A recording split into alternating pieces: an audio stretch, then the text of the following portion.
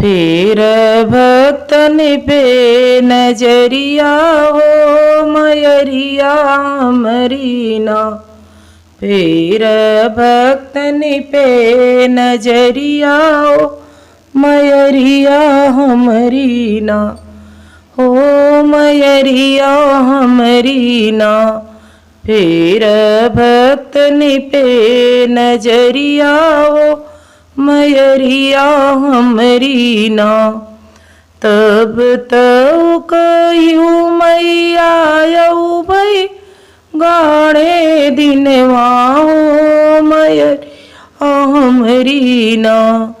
हो मयरिया हमरीना।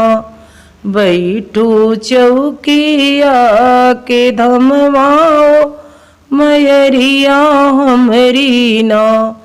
बैठू चौकिया के धमवा हो मयरिया हमरीना।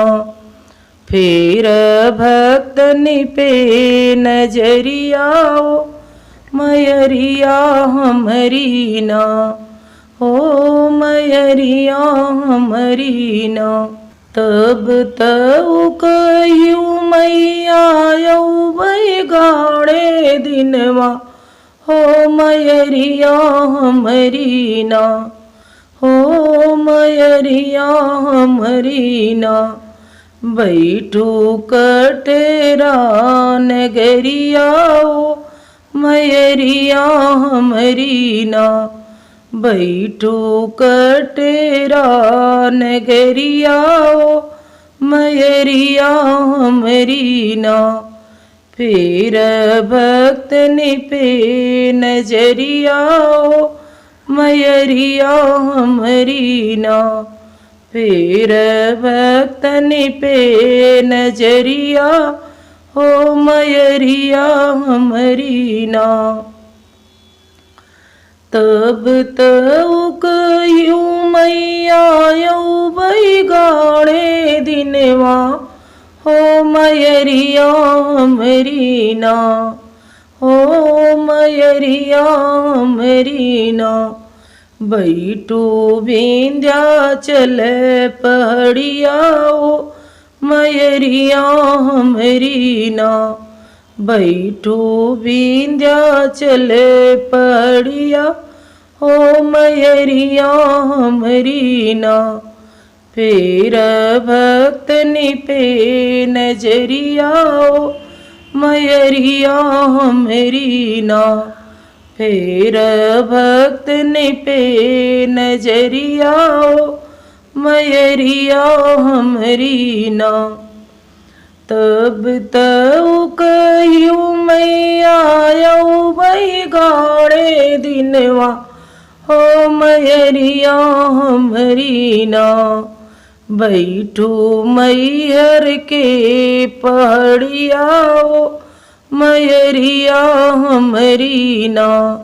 बैठू मैहर के पहाड़िया हो मयरिया हमरीना। फेर भक्तन पे नजरिया हो मयरिया हमरीना। हो मयरिया हमरीना। तब तऊ कयूँ मैया यऊ भई गाड़े दिनवा हो मयरिया हमरीना। बैठू बम्बई सहरिया हो मयरिया हमरीना। बैठू मुंबई सहरिया हो मयरिया हमरीना। फेर भक्तन पे नजरिया हो मयरिया हमरीना। फेर भक्तन पे नजरिया हो मयरिया हमरीना। तब तऊ कयूँ मैया यऊ भई गाड़े दिनवा हो मयरिया हमरीना। बैठू बनारस सहरिया हो मयरिया हमारी ना। बैठू बनारस नगरिया ओ मयरिया हमारी ना। फेर भक्तन पे नजरिया ओ मयरिया हमारी ना। फेर भक्तन पे नजरिया ओ मयरिया हमारी ना।